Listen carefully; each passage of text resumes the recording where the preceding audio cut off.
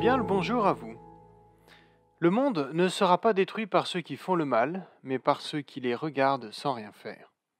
Cette phrase du très connu Albert Einstein est criante de lucidité, car force est de constater que face à la souffrance, la violence et l'injustice, nous n'avons pour faire simple que quatre choix. Adhérer, banaliser, désespérer ou espérer.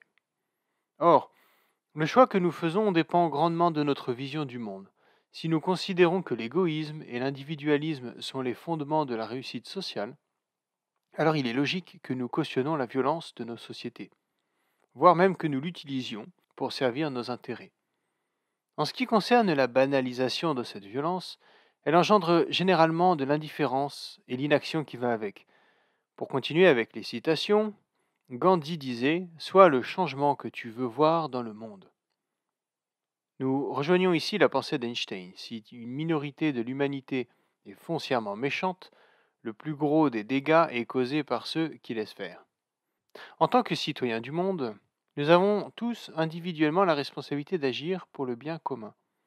Comme disait le Dalai Lama, si vous pensez que vous êtes trop petit pour changer quelque chose, essayez donc de dormir avec un moustique dans votre chambre. Reste maintenant l'éternel combat entre l'espoir et le désespoir. Ici encore, tout dépend de notre vision du monde. Sommes-nous dans un monde foncièrement bon, taché de mauvaises actions, ou dans un monde foncièrement mauvais, et dont chaque belle chose peut alors être perçue comme un miracle? À vous de juger.